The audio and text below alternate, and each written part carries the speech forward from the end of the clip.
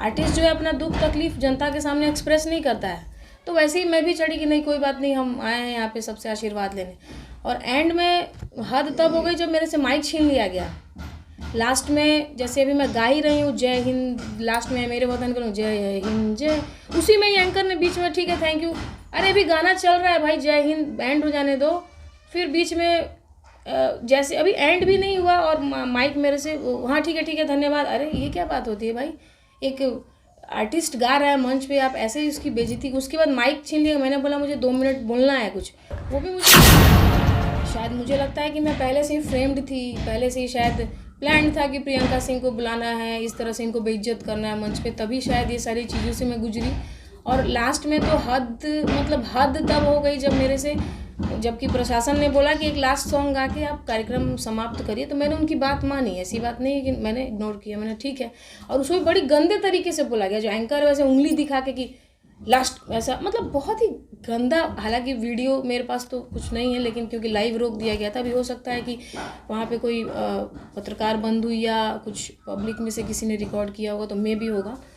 और फिर अभी मेरे वतन के लोगों, सोचिए इतना ऐतिहासिक गाना चल रहा है जो कि आदरणीय लता मंगेशकर जी का गाना है, और उस गाने में बीच बीच में भी आके फिर वो टॉर्चर कर रही है कि बंद कीजिए। अरे जब आपने बोल दिया कि एक गाना गा के एंड करो, तो मैं इतनी मूर्ख नहीं हूँ ना, मैं ऐसी एक पब्लिक ने मुझे यहाँ तक पहुँचा, इतना मैं बेवकूफ़ नहीं हूँ ना कि अपना गाते चलो। और गाने के लिए बहुत मंच है मेरे पास, ऐसी बात नहीं कि मंच की कमी है।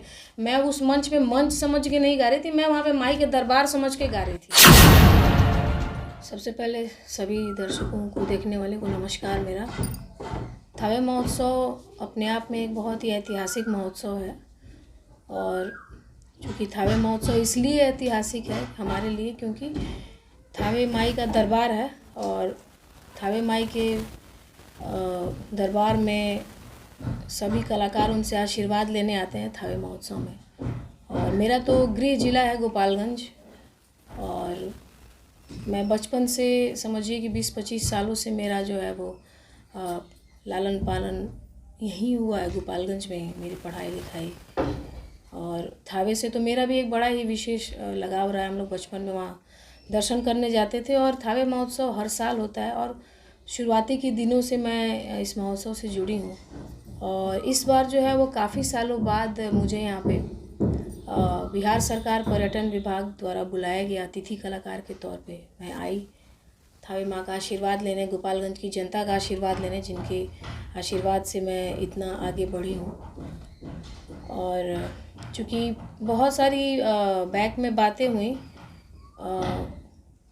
मैं यहाँ पर आई तो किसी ने मुझे रिसीव तक नहीं किया, एक गिलास पानी तक नहीं पूछा गया मुझे या मेरी फैमिली को, या मेरे साथ जो भी लोग बाग गए थे। ये सारी बातें जो है वो इसको मैं इग्नोर करके चल रही थी कि चलो कोई बात नहीं है, तो मेरा ही घर है, कोई बात नहीं, हम तो दरबार में आए हैं दर्शन करने। लेकिन अंततः मंच पे भी चढ़ने से पहले ही जब मेरा नाम अनाउंस किया गया कि अब प्रियंका सिंह आ रही हैं, तो मेरे छोटे भाई साहब जो हैं वो माइक लाने के लिए स्टेज पर गए, क्योंकि मेरी आदत है कि ऑलमोस्ट टाइम मैं मंच पे गाते हुए ही एंट्री करती हूँ। तो बैक स्टेज में एक ऑफिसर थे, कोई मुझे नाम नहीं पता है, एक थोड़ा सामने से थे, तो उन्होंने बोला कि आपका नाम अनाउंस हो गया है, आप आइएगा कि आप चलिए। मैंने बोला कि हाँ चलती हूँ, मैं थोड़ा 5-10 मिनट मुझे समय दीजिए, 5 मिनट, मेरे भाई आ रहे हैं माइक लेके। तो बड़ी बदतमीज़ी तरीके से उन्होंने मुझसे कहा कि ठीक है तो आप नहीं चलिएगा तो फिर मैं किसी और को चढ़ा देता हूँ मंच पे, किसी और आर्टिस्ट को चढ़ा देता हूँ। मैंने इसका जवाब नहीं दिया, मैंने इसको भी इग्नोर किया कि चलो ठीक है कोई बात नहीं, हमें प्रोग्राम करना है, मंच पे माई का आशीर्वाद लेना है, अपने दर्शकों का आशीर्वाद लेना है। मैं मूड खराब नहीं करी, मैं ये बहुत सारी बातें बैक में हुई जिसको मैं इग्नोर करते गई कि चलो कोई बात नहीं। फिर मैं मंच पे चढ़ी, गाने की शुरुआत हुई, पब्लिक का बहुत अच्छा रिस्पॉन्स मिला। मैं बहुत धन्यवाद देना चाहती हूँ जो भी पब्लिक थावे महोत्सव में आई थी मुझे सुनने के लिए। लेकिन मुझे लगता है कि 40 मिनट गाने के बाद, या मुझे एग्जैक्ट टाइम तो नहीं याद है, लेकिन ऑलमोस्ट 40-45 मिनट गाने के बाद बीच में ही प्रशासन का आदेश आया कि प्रोग्राम को बंद कीजिए।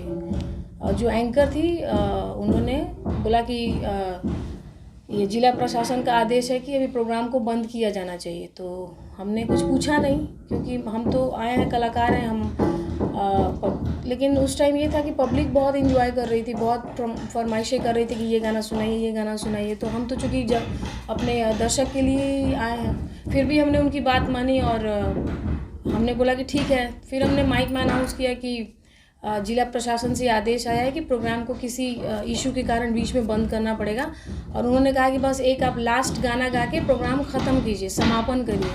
तो और वो भी बहुत गंदे तरीके से बोला गया, मतलब वो भी ऐसे उंगली दिखा के, वो भी कई बार, जैसे कि मतलब बहुत ही। और सबसे बड़ी विडंबना ये रही कि ये तो मुझे पहले नहीं पता था, लेकिन प्रोग्राम के बाद मुझे सारे जितने जो वहाँ कैमरे लगे थे, बहुत सारे जो लोग आए थे, वो उन्होंने मुझे बताया कि जब मेरा परफॉर्मेंस शुरू हुआ तो उन्होंने बोला कि जिला प्रशासन ने रोक दिया कि प्रियंका सिंह का लाइव चल रहा था, जो डिपार्टमेंट से जो थावे महोत्सव के जो इवेंट्स चल रहे थे, सारे आर्टिस्टों के जो लाइव चलते हैं उनके पेज से, तो उसको रोक दिया गया। ये बड़ी ही अजीब बात है कि सारे आर्टिस्टों का लाइव चल रहा था, जो घर बैठे भी जो जनता, जो पब्लिक, कहीं ना कहीं लग रहा है कि दुर्व्यवहार करना था, जिसकी वजह से लाइव को रोक दिया जा रहा है। हाँ शायद। अभी ये देखिए, अभी मैं तो आई थी माई से आशीर्वाद लेने, अपने जो गोपालगंज के जो भी बड़े बुजुर्ग सब लोग हैं, या जो दर्शक हैं हमारे सुनने वाले, जिन्होंने बचपन से अपनी इस बेटी को आशीर्वाद दे के इतना आगे बढ़ाया, मैं तो उनसे आशीर्वाद लेने आई थी और थावे माई से आशीर्वाद लेने आई थी सबका। लेकिन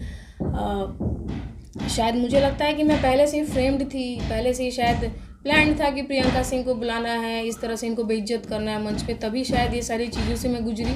और लास्ट में तो हद तब हो गई जब मेरे से, जबकि प्रशासन ने बोला कि एक लास्ट सॉन्ग गा के आप कार्यक्रम समाप्त करिए, तो मैंने उनकी बात मानी। ऐसी बात नहीं है कि मैंने इग्नोर किया, मैंने ठीक है।